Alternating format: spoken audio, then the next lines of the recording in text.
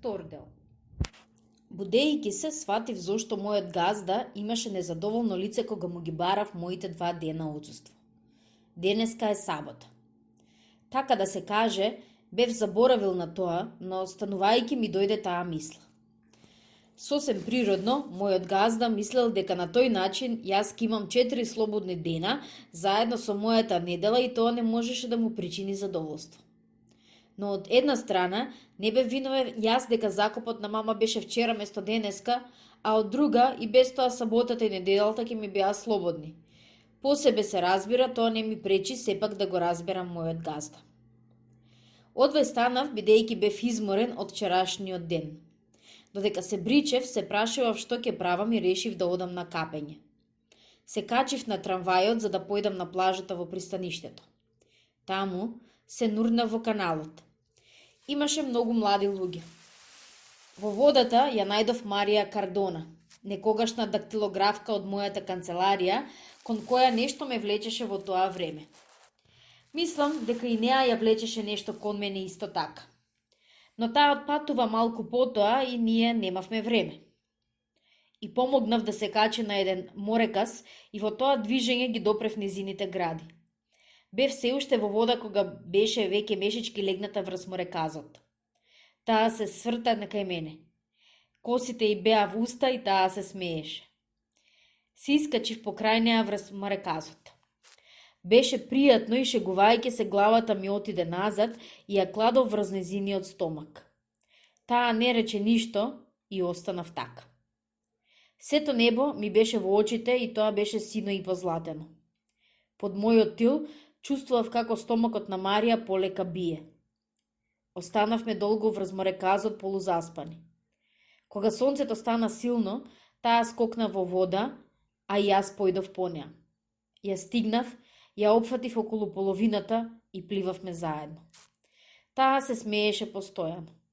На кејот, додека се сушевме, ми рече: "Повеќе сум поцрнета од вас." Ја прашав дали сака да дојде на кино, вечер. Таа уште се смееше и ми рече дека би сакала да гледа филм со Феркандел.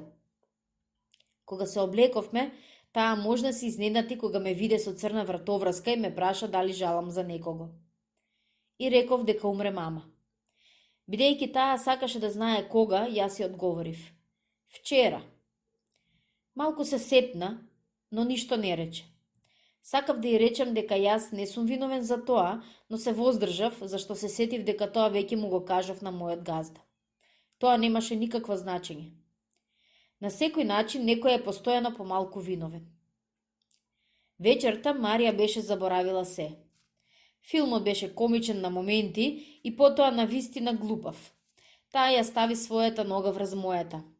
Јас си ги милував градите. При крајот на представата ја прегрнав, но лошо. Откако излеговме, таа дојде кај мене. Кога се разводив, Марија беше си заминала. Таа ми беше објаснила дека ќе треба да појде кај тетка си. Мислев дека е недела и тоа ми беше здодевно. Не ги сакам неделите. Тогаш се свртев во креветот, врз перницата го барав мирисот на сол што го оставија косите на Марија и спиев до 10 часот. Потоа пушев цигари, постоја налегнат до пладне. Не сакав да појадувам кај Селекс како и обично, бидејќи без друго ќе ме прашуваат, а не го сакам тоа. Сварив јајца и ги изедов од истиот сад без леб, бидејќи не ми беше останал повеќе, а не сакав да слегувам да купам. По појадокот малку ми беше здодевно и шетав по станот. Тој беше комотен и кога мама беше тука. Сега пак тој е преголем за мене и морав да ја пренесам во мојата соба масата од трпезаријата. Живеам само во оваа соба, меѓу малку искинатите сламени столови, орманот со пожолтеното огледало, тоалетната масичка и креветот од бакар. Се друго беше запуштено. Малку подоцна, за да работам нешто, зедов еден стар весник и го читав. Исеков една реклама за крусеновата сол и ја залепив на една стара тетрадка во која ги ставам нештата што ме интересираат во весниците. Исто така се измив раци и на крајот излегов на балкон. Мојата соба е свртена кон главната улица на предградието. Попладнето беше убаво. Меѓутоа, плочникот беше извалкан, луѓето ретки и уште забрзани. Најпрвин тоа беа фамилии што одат на прошетка, две мали дечиња во морнарски костими со панталони под колената, малку притеснети во чкоравите облекла, а малото девојченце со голема розова панделка и црни лакирани чевли. По нив огромна мајка во свилен костелни фустан и таткото доста слабичок, мал човек што го познавав по видување. Имаше шапка, врска пеперуга и бастун во раката. Гледајќи го заедно со жена му, разбрав зошто во квартот се зборуваше за него дека е угладен.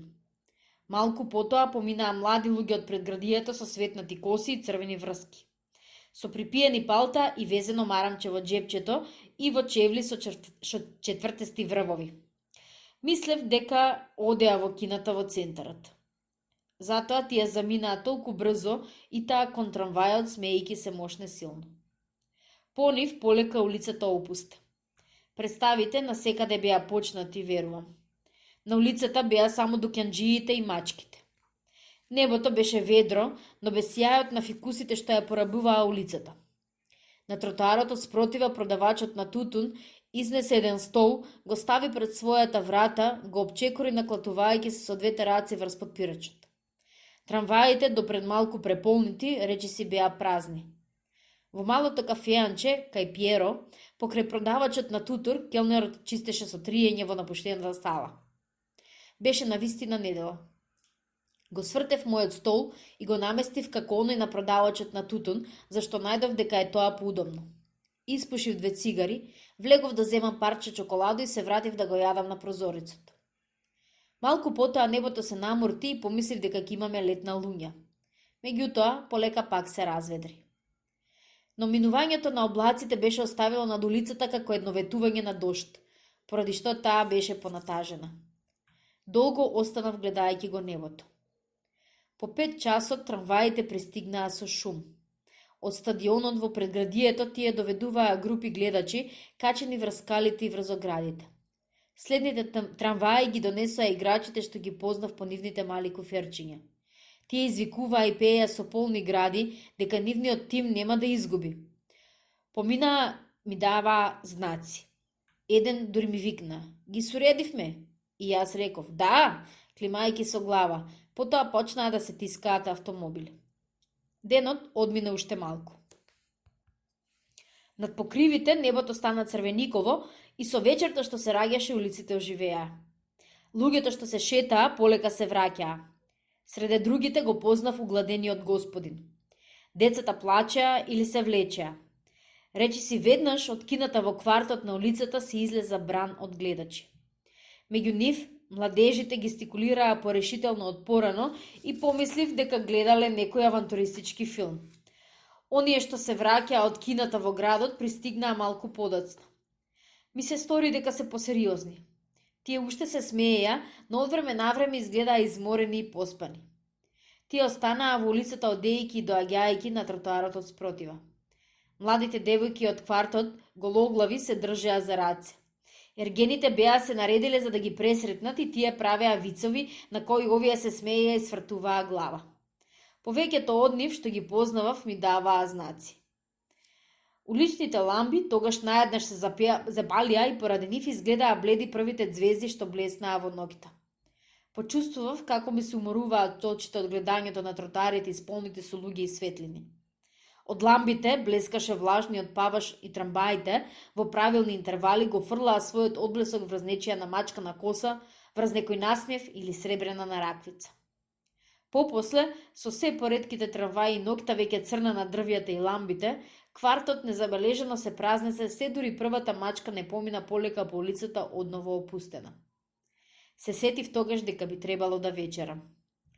Малку ме болеше вратот, поради долгото подпирање врз грбот на мојот стол. Слегов да купам лепи паштета, сам ја сготвив и седев стоејки. Сакав да испушам една цигара на прозорецот, но воздухот беше станал свеж и ми беше малку студено. Ги затворив прозорците и враќајќи се во огледалото видов еден крај од масата, каде што ламбата на шпиритус стоеше до парчињата леп. Мислев дека измина уште една недела, дека е мама закопана, дека пак ќе се зафатам со работа и дека се на се ништо не се измени.